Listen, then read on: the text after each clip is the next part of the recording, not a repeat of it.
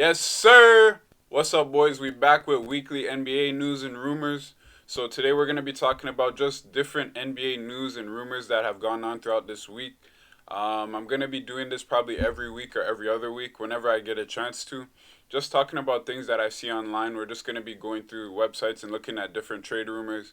Maybe getting into a little bit of trade machine, giving my opinion on the different rumors and news and stuff like that. So make sure you guys like the video, subscribe to the channel.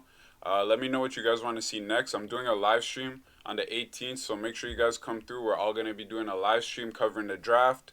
So without further ado, let's get straight into it.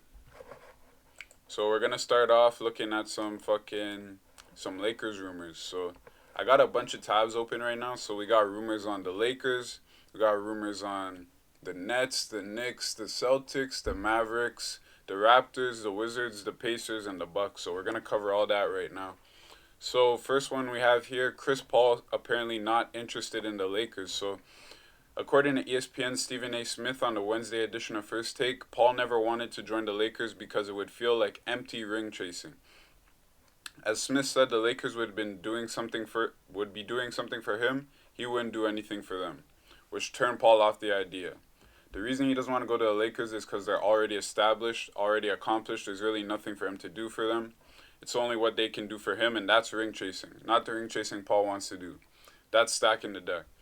So, what I don't get about this is, so if you go into the Lakers is ring chasing, what team would not be considered ring chasing? Because you want to go to a contender, I'm pretty sure. Like, what's the difference between going to a team like Houston with James Harden, who has a star, and going to a team like the Lakers with Anthony Davis and LeBron? Maybe the point he's trying to make is if I go with Anthony Davis and LeBron, that's a guaranteed ring. Like all three of us, that's a guaranteed. Whereas if I go play with Harden on Houston, that's not as guaranteed. It's just two of us. So it's not as much ring chasing. That point I get, but it just sounds weird reading it that he says he doesn't want to be ring chasing with the Lakers. Like nothing's guaranteed. There's no guarantee that if you go play with LeBron and Anthony Davis that y'all will get a ring. But I guess it makes sense a little bit.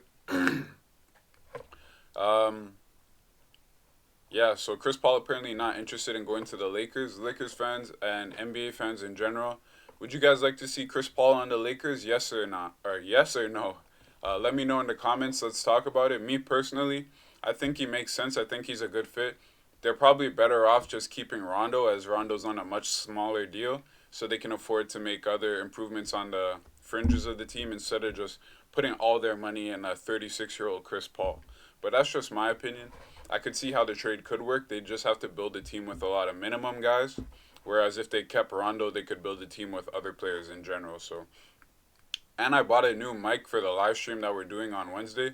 So hopefully the sound quality is a bit better than normal. Normally I just record off my phone mic or the computer. So hopefully the quality is a bit better. And other Lakers news this week, we have Lakers discussing Danny Green trades, and also the Lakers are unsure whether or not they want to re-sign Kuzma, because Kuzma is looking for more money than the Lakers are willing to offer him. Kuzma is looking for a sizable extension according to sources, but the Lakers aren't really sure how much they want to offer him. They don't want to offer him definitely not a max, obviously not a max, but even money in like the $20 million range. Are you sure you want to offer Kuzma $20 million per? Give him like an Aaron Gordon contract.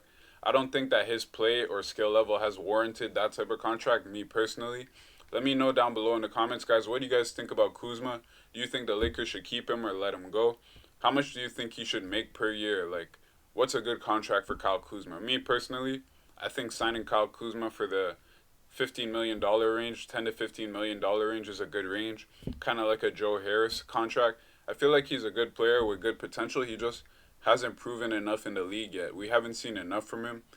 We've seen spurts of promise from this guy, like when he was playing with Lonzo and Ingram. We've seen spurts where he scores like 27, 30, shit like that, but it's just not consistent enough. Like for the Lakers, for them to re-sign him to a sizable contract, this guy needs to be putting up consistently every night, like 20 points a night on like 10 shots.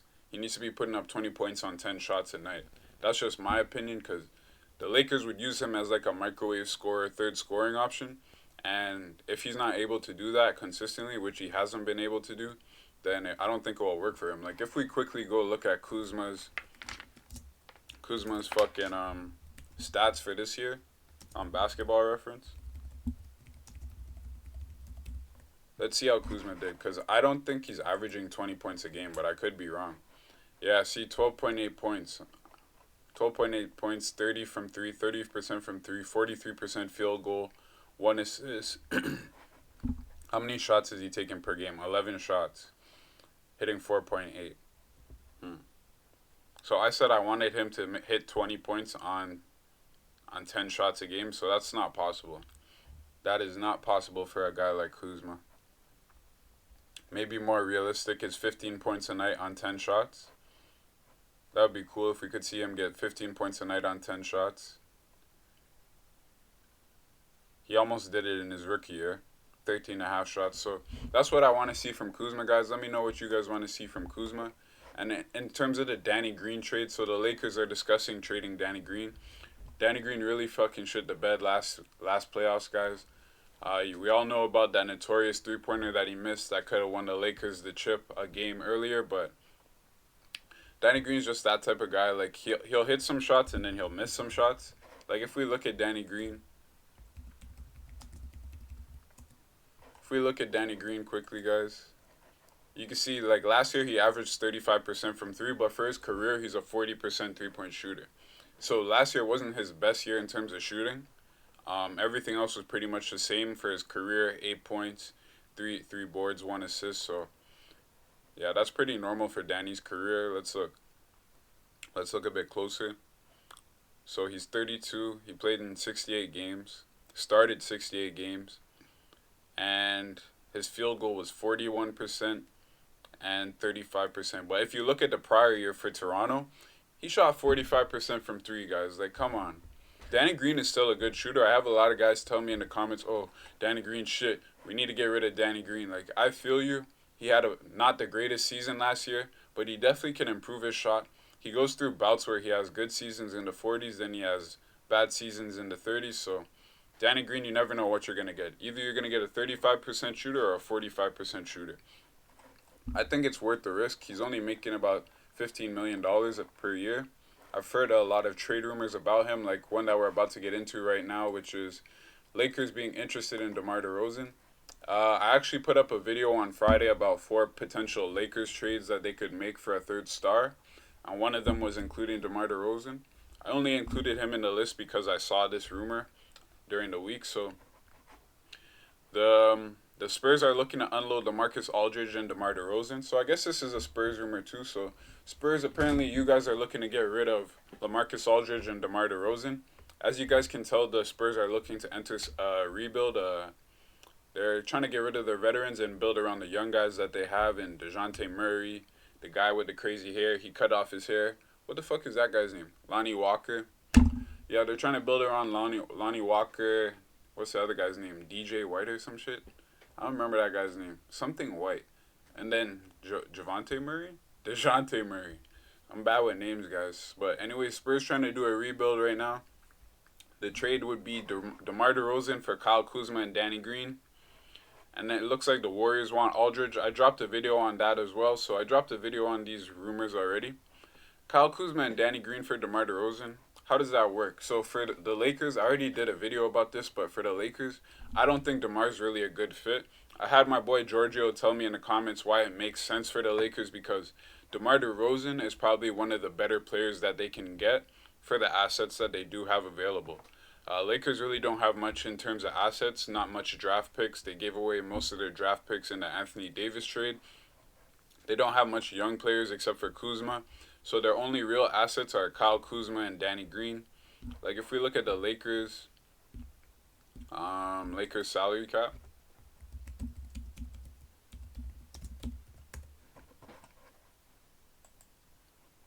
Yeah, so let's look at their salary cap for this season. So in terms of assets, they have Caruso, they have Quinn Cook, Kyle Kuzma.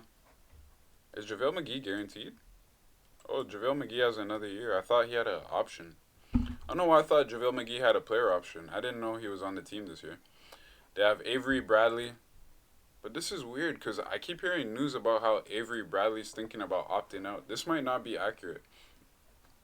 So in terms of this list, if this list is accurate, then their assets are Alex Caruso, Quinn Cook, Kyle Kuzma, Avery Bradley, and JaVale McGee. Oh, and Danny Green. Because they're definitely not trading LeBron and Anthony Davis. Caldwell Pope they could trade, but first they need to sign him to a contract. Right now, this guy has he has a player option. He hasn't accepted his player option. He's likely going to opt out of the player option and look for a deal more similar to Danny Green. Kentavious Caldwell-Pope had a better season for the Lakers than Danny Green last year, so it would make sense why he would want to make Danny Green money. Like, if you compare Danny Green and him real quick, 36% from 3, 38% from 3, 46 from the field, 41 from the field, 9 points, 8 points. Like, how many minutes did Danny Green play? 24.8. And Kentavious Caldwell-Pope, how many minutes? Doesn't say. Doesn't show his minutes per game. Yeah, whatever. Yeah, whatever. So, Kentavious Caldwell-Pope had a better year than Danny last year, so I could see why they want to trade Danny. So let's move on, guys. Now we're going to get into some Nets news.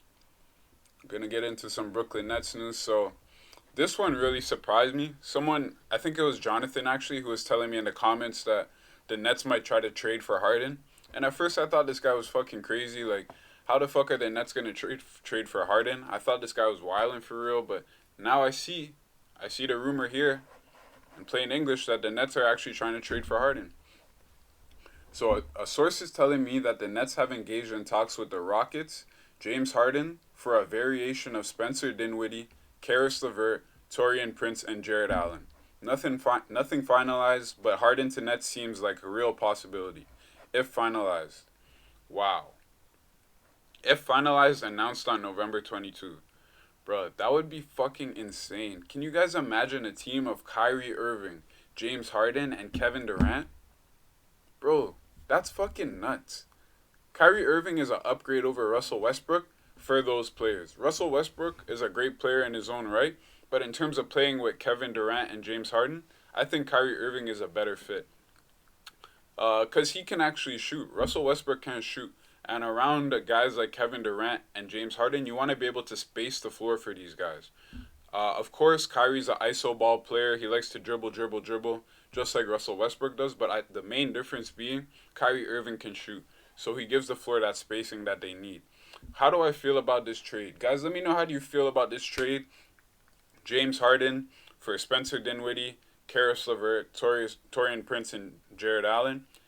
Rockets fans, how do you feel about it? Nets fans, how do you feel about it? I know my boy Jonathan fucking likes this trade. I know he likes to see this shit. He's been telling me about Harden going to the Nets for a while now. This trade, it's not the worst package I've ever seen. It's definitely not the worst package I've ever seen. I'm sure that I just feel like the Rockets could get more than... But this is actually a pretty good haul because you're getting 3 good young players in Spencer Dinwiddie, Karis LeVert, and Jared Allen. Taurean Prince is not a bad name, but definitely not great. But these other 3 names are all guys that you could potentially rebuild around. So it makes sense for the Rockets if they are truly going to enter that rebuild. As you guys know, there's been trade rumors for Russell Westbrook all throughout the week. He was requested a trade, I believe, on Thursday or Wednesday. So if the Rockets do end up trading Russell Westbrook, then a trade like this would make more sense. If they plan to keep Russell Westbrook, then this trade does not make as much sense. Because I feel like for this trade to make sense, they need to get these assets in conjunction with the assets that they would get from a Russell Westbrook trade. If you guys know what I mean. So, yeah, that's just my opinion. I guess the trade makes sense if they were to trade Russell Westbrook. But I just feel like they could get a bigger package for Harden. Let me know in the comments how you guys feel about that trade. I think it's interesting. It works well for the Nets, extremely, having a lineup of Kyrie Irving, Joe Harris, James Harden, or Kyrie Irving, James Harden, Joe Harris, Kevin Durant, and DeAndre Jordan is a very strong lineup. I also saw that the Nets are interested in Serge Ibaka, so if they could get him, and they put DeAndre Jordan on the bench and start Ibaka, have a lineup of Kyrie, Harden, Harris, Kevin Durant, and Ibaka, guys, that's fucking tough. Like, that's a team that's going straight to the finals. But we're going to move on. The Knicks apparently interested in Gordon Hayward. So this is news that actually just came out yesterday. Kevin O'Connor, he's the one who sourced this news. He's the same guy that originally said that Russell Westbrook might be moving on from the Rockets. So I feel like this guy's pretty trustworthy right now. He is kind of hit or miss. His sources aren't the best, but I do fuck with Kevin O'Connor for the most part. One guy I haven't really been fucking with lately is Ryan Russillo. He's been putting out a lot of fake news. He was the one that was talking about how it's the worst kept secret in the league that Devin Booker wants out of the Suns. That rumor was not true. At least that's what Devin Booker said, his brother said, his agent said. So a lot of people tried to say that rumor wasn't true. But as we're going to get into later, sometimes you can't trust what the player and the agent say, as we're seeing with this Victor Oladipo situation where he's claiming that he never wanted out of the Pacers, even though we know that's not true. So we're just going to get into this. So Gordon Hayward, who obviously there's already been rumors. We've heard about him wanting to move on. The Knicks are interested, I've heard. So, and look at this guy, Ryan Russillo. I've heard Gordon Hayward wants out. You guys got to watch this guy. You got to watch this guy. So, with Gordon Hayward going to the Knicks, I wonder how that would work. I wonder who the Knicks would have to give up. I actually have the Knicks open right here because I was going to talk about the Knicks unlikely to trade assets for Russell Westbrook. So we're going to talk about this trade and then we'll go back into this trade and see how they could potentially get Gordon Hayward.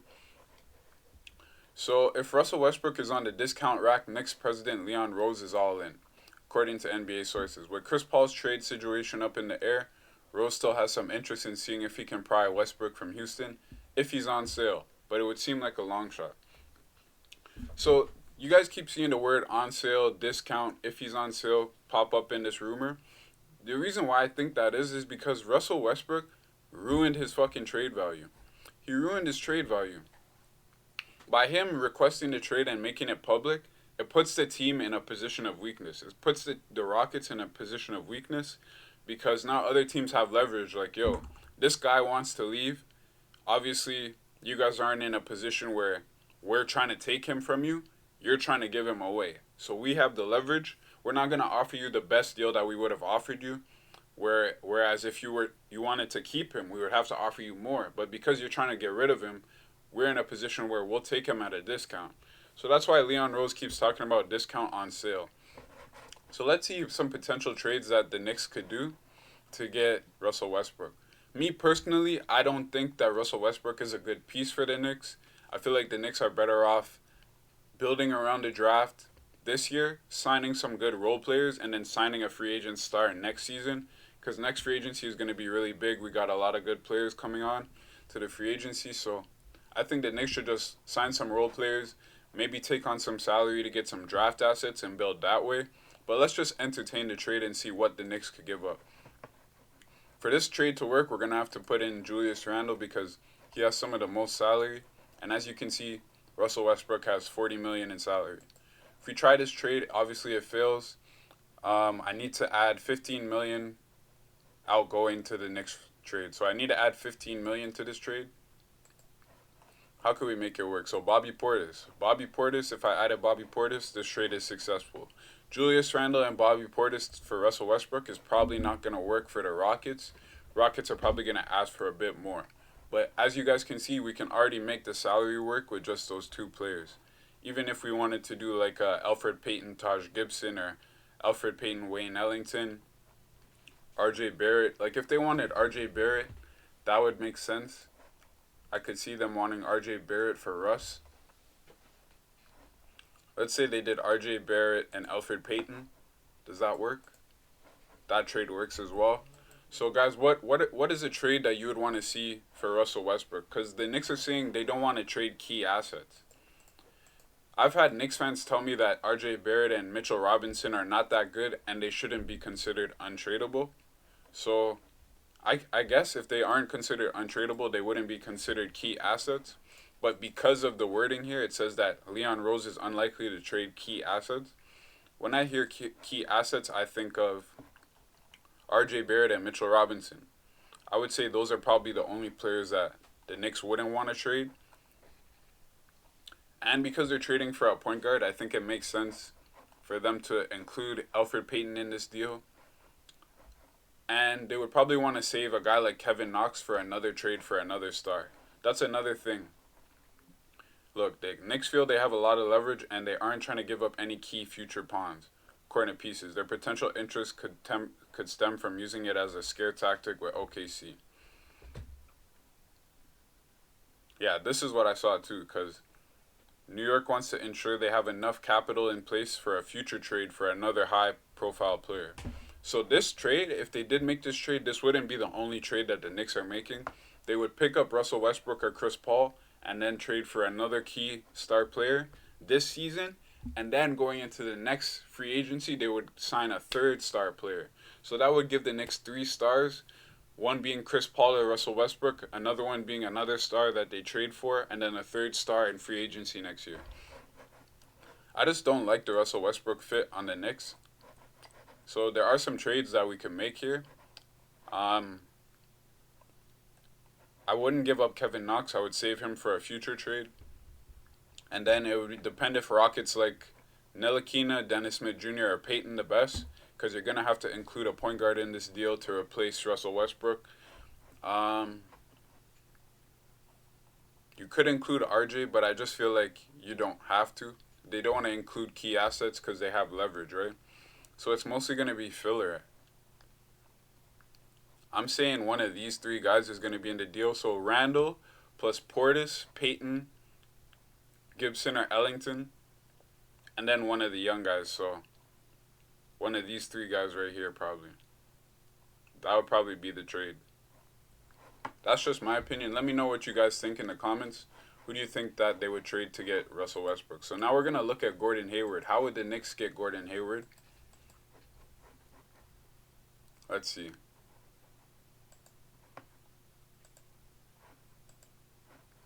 So if the Knicks wanted Gordon Hayward, he makes $32 million. Once again, Julius Randle would have to be included in the trade. And it's not like I've called Julius Randle a bum in the past. I've had Knicks fans tell me he's not a bum.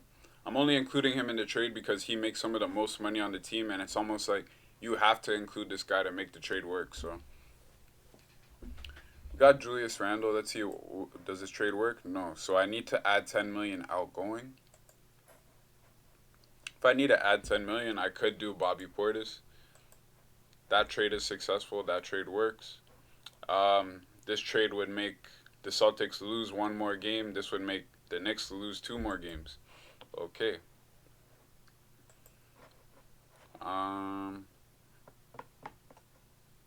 Let's see. How about, do they need a guard? I guess they could use a guard, but I heard that the Celtics are thinking about drafting RJ Hampton. Apparently he's had some good workouts recently. So we could add Elfrid Payton for Gordon Hayward, Julius Randle, Elfrid Payton. Fucking Ntilikina, bro. Yeah. Julius Randle, Elfrid Payton, and Ntilikina for Gordon Hayward. This trade works well for the Knicks, not so much well for the Celtics. Celtics, they would lose 5. Oh no, Knicks would lose 5 games. Celtics would lose 2. Julius Randle, I feel like, would be a good fit with the Celtics just because he wouldn't have to do as much. He'd be able to do less and just get good shots instead of forcing up bullshit and being a ball hog.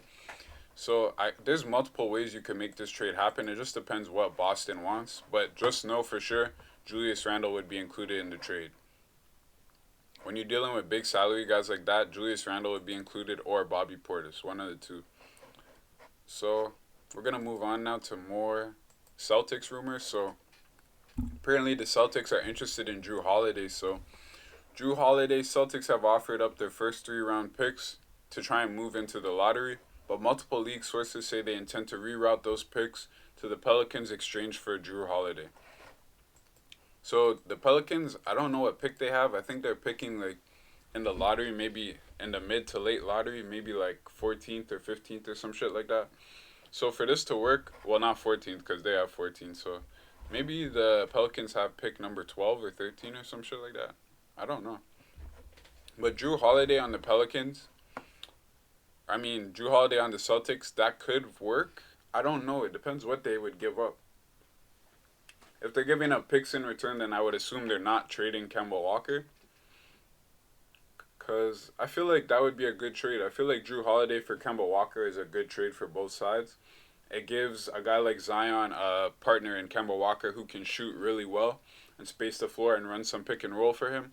And it gives the Celtics more defense. Like, can you guys imagine the defense if they had a lineup of Jrue Holiday, Marcus Smart, Jaylen Brown, Jason Tatum, and then the center that they're going to trade for or draft, whether it be James Wiseman, Okongwu, or Miles Turner, Aaron Baines, Serge Ibaka, these are all names that we're hearing.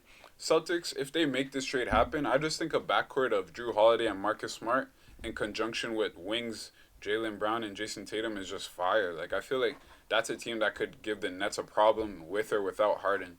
So that's an interesting trade. In other Celtics news, apparently the Celtics are infatuated with Isaac Okoro.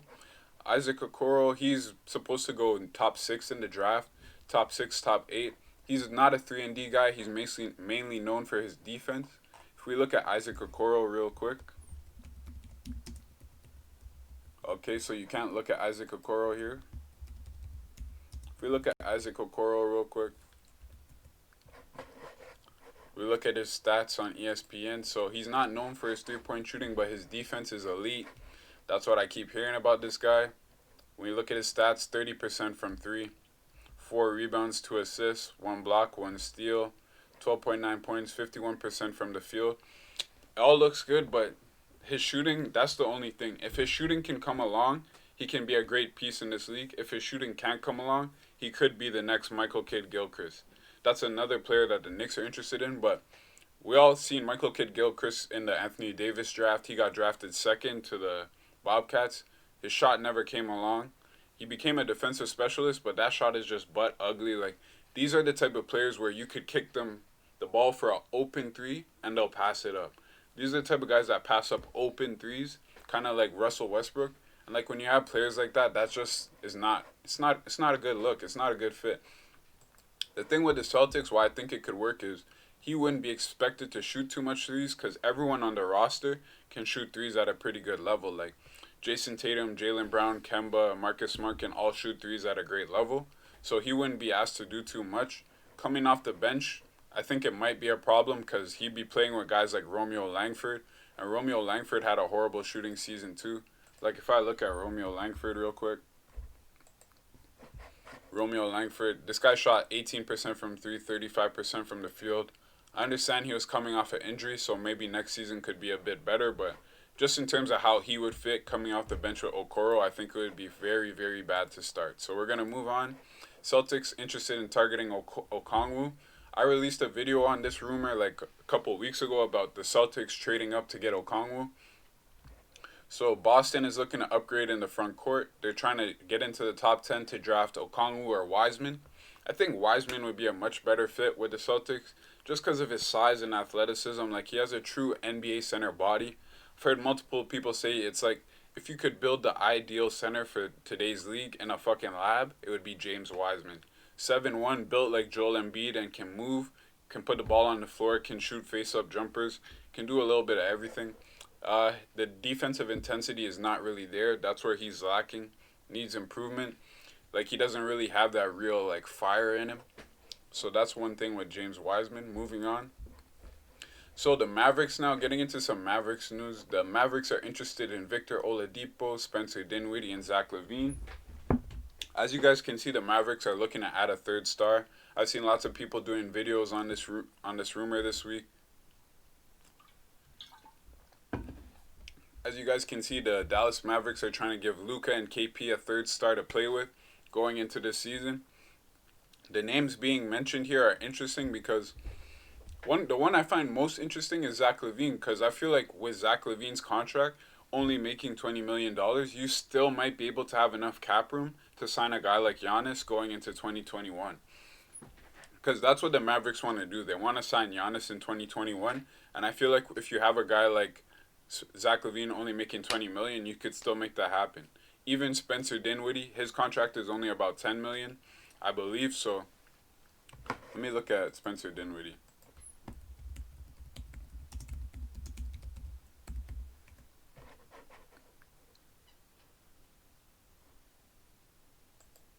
So if we look at Spencer Dinwiddie, as you guys can see, going into 2021, he's making 11 million, and then he has a player option in the following season. I think this deal is probably the best for the Dallas Mavericks because it gives them a lot of flexibility. This deal gives them the most flexibility. Zach LaVine is great, but he has a contract extending past the 2021 free agency. So if they weren't able to have enough salary cap for Giannis because of Zach LaVine's deal, then this is a better deal in my opinion. Because Spencer Dinwiddie, he gives some secondary playmaking to Dallas, allows Luka to take off some plays on offense instead of having to run the offense through him all the time. Luka can run some off ball, take some plays off on offense, just get some rest. Spencer Dinwiddie can come in with him, be that secondary playmaker. He's like an upgrade to Delon Wright. So I think that's a good trade. Like, let's look at some trades that the Dallas Mavericks could do for Spencer Dinwiddie. Okay, so we got Spencer Dinwiddie, $10 million per year. Who could they send over? Delon Wright is a name that comes to mind. I don't know why. Obviously, they said any trade for one of these guys that Mavericks would be willing to include the 18th pick. So if anyone's thinking why would the Nets trade for Delon Wright, the Mavericks are willing to include the 18th pick as well. But because the Nets are in win now mode, unless they were going to use that 18th pick as an asset for another trade going forward, that probably doesn't make much sense for them.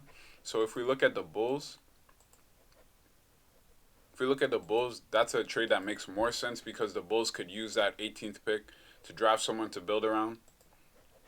So if we look at Zach LaVine, they'll probably trade a guy like Tim Hardaway Jr. Tim Hardaway Jr. plus the fucking 18th pick. I think that could get it done for Zach LaVine.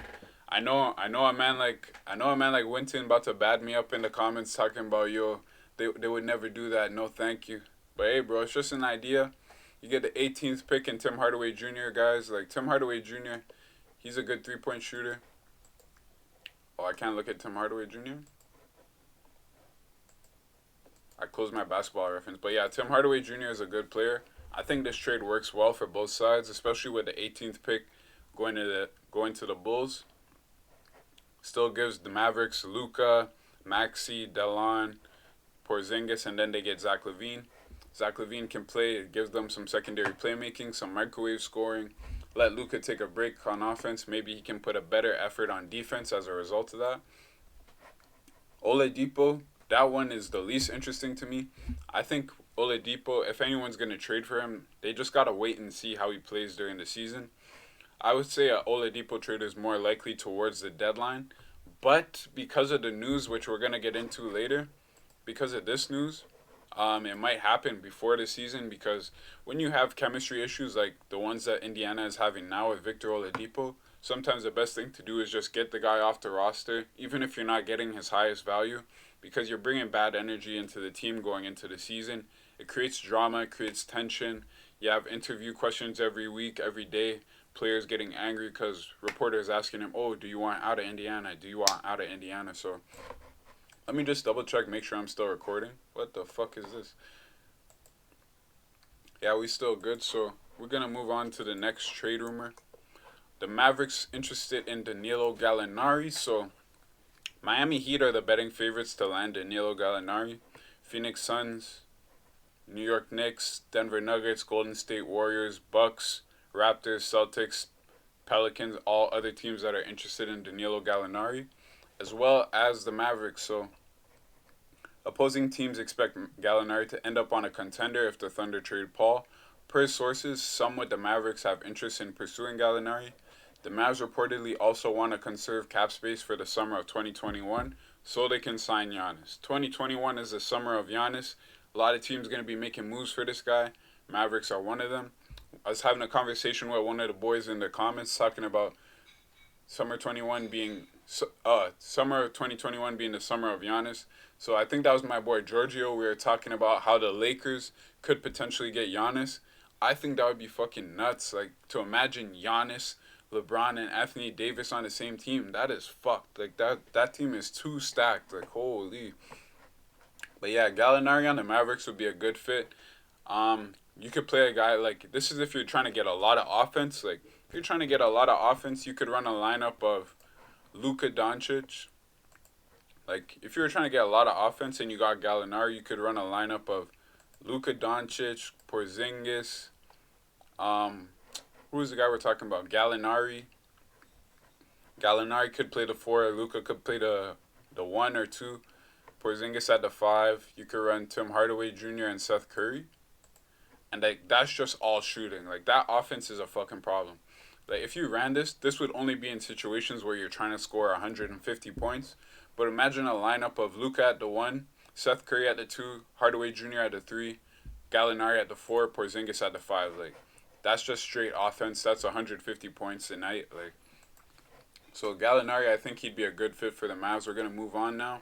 So Raptors confident about re-signing Fred Van Vleet. So the word around the NBA is the Raptors maintain a quiet confidence they can get something done with their 26-year-old homegrown star. The relationship is good. The lines of communication remain open. They have history. As well, in theory, they can match or exceed any deal given Van Vleet. Any deal given Van Vleet is their own free agent. As you guys can see, the Suns are interested in Van Vleet. We know the Knicks are interested in Van Vleet. The Pistons are interested in Van Vleet. A lot of teams want to sign Fred Van Vleet. He's a great point guard, but a lot of things that I've been seeing, one of the concerns about Van Vleet is maybe he might be a system player. And if you take him out of the system that he's performed very well in, being the Raptor system, some of the scouts around the league are unsure if he'll be able to perform to that same level that we've seen him perform in the Raptors. At the Raptors, he's become a bit of a volume shooter, pick and roll player, type of guy, shoot maybe like 6 or 7 threes a game, maybe 6 to 10 threes a game. Sometimes you see Fred Van Vleet shoot 10 threes in a game. Maybe he'll hit like 6 of them, but I think Fred Van Vleet is a great player. I think any team would be lucky to have him. Raptors feel confident about re-signing him, and I think they should. Keep a guy like Fred Van Vleet, potentially trade a guy like Kyle Lowry. I've seen some Kyle Lowry to the Clippers trade rumors. That's probably not going to happen, probably very unlikely, but I have seen rumors about it. So yeah, Suns are interested in Fred Van Vleet if they can't get Chris Paul. But Chris Paul to Phoenix has been picking up traction lately. The likelihood of that trade going through is probably about a 60-40 right now. 60-40 being that there's a 60% chance that it's going to happen for the Suns. We're moving on now to some Wizards news. So Wizards GM, we're building around this team. We're building around Bradley Beal. So this news comes out, says that the Wizards general manager, Tommy Shepard, is building around Bradley Beal and doesn't want to trade him. This, guys, I do not believe this for 1 second. Does the Wizards GM want to build around Bradley Beal? Sure. I'm sure he has no problem doing that. But will he be talking trades for Bradley Beal? Will he be taking trades for Bradley Beal? Will he be taking offers? 100% he will. I do not doubt that for a second. This that we're seeing here right now, guys, I think this is all just a bluff, a deflection. I think he wants teams who want Bradley Beal because we know lots of teams, almost every contender in the league has been linked to Bradley Beal. From the Nets to the Lakers to the Clippers to the Rockets to the Mavericks, every team is interested in Bradley Beal. I think that the GM put this statement out there because he wants to raise his leverage. So in comparison to the Russell Westbrook situation, the Rockets have lower leverage because it's a well-known thing around the league that that Westbrook wants out and the Rockets are looking to trade him. So their leverage is low. By saying that the Wizards aren't interested in trading Bradley Beal, it raises their leverage, and for other teams to get him, they're going to have to offer more than they would if they were to say that we're looking to trade Bradley Beal because he's unhappy or something like that. So I don't believe this for a second. Same with this news. So it came out this week that Victor Oladipo, apparently during the season, he was going up to other teams saying that, yeah, here, I know there have been people saying that I've asked players to trade for me. That's just not true, period. I love my teammates, I cherish the state of Indiana, and I'm focused on leading the franchise to a title. I saw people in the Instagram comments, I think it was Sham's Instagram, roasting the fuck out of Oladipo, talking about, lead them to a title? How you going to lead Indiana to a title, bro? You're not even a star. Like, mans were roasting Oladipo. Like, it'd be cool for Indiana Pacers to win a title. Shout out to my boy Yogi. I know he would love to see it. He deserves to see his team win a chip. But a man like Oladipo is just not gonna get it done for you guys. Like he even said he'd be interested in seeing a Russell Westbrook trade. I think that's a possibility. Um, but Oladipo, bro, no one believes any of this shit you're saying. When there's smoke, there's usually fire. If people around the league are saying that you're asking teams like the Raptors, the Celtics, and all this shit, like if you can come play with them and shit, like I don't know if I could. No, I can't find that rumor. Can't find that rumor, but he was asking teams that if he could come play for them and shit. And no one would just make up that rumor. There obviously has to be some truth to it. So if you're going around asking teams if you could come play for them, don't try to come back now in the off season talking about, oh no, I never said that. I want to lead these guys. I'm committed to them. This is bullshit, guys. This is along the same lines as the Wizards news about they don't want to trade Bradley Beal. Victor Oladipo is just trying to raise his trade value. Um, it is a bit confusing because if you do want out of Indiana, you would want the new team that you're going to not give up as many pieces. So you would want to lower your trade value and give the team that's trading for you more leverage. That's just my thinking. Guys, let me know what you think about this news in the comments below. How do you feel about Oladipo saying that he denies wanting out of Indiana? Do you believe him or no? Also, I seen Victor Oladipo's sister getting into some beef on Twitter with Miles Turner. So there's just a lot of bad chemistry going on with the Pacers right now.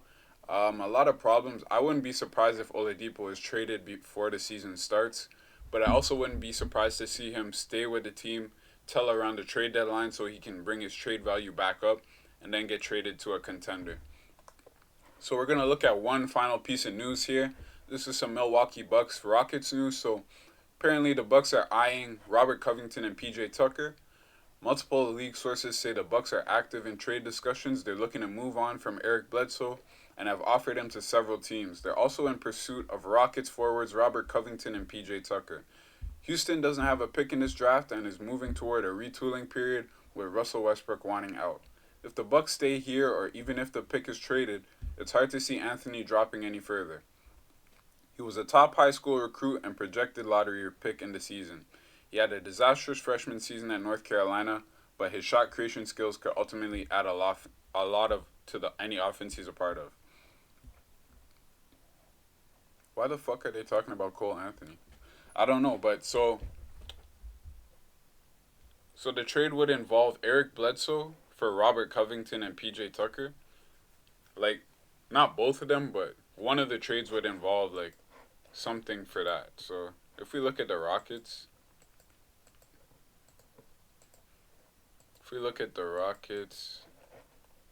and the Bucks, so they want to trade for either PJ Tucker or Robert Covington, and they're trying to get off Bledsoe. Who else could they offer? I think you would have to include DiVincenzo in the deal, and they have a trade exception, so I can use that, and this trade works. So Milwaukee would have to throw in their pick, but I think if they threw in their pick, they can make this happen. Robert Covington, PJ Tucker for Dante DiVincenzo and Eric. Actually, no, I super capped. I lied, guys. This trade is not at all realistic. This trade would only work if these guys got traded first. You would have to trade these guys first, and then you would get into trading these guys. You definitely wouldn't see these guys get traded before these guys got traded, because you would need to see what pieces you got from your biggest assets, and then see what pieces you would need, what areas you need filled in terms of trading these guys. Because anyone would take these two players, any team would take these two players, or one of them. Like PJ Tucker, he's a great fit as a power forward or small forward that's just going to be 3 and D for you.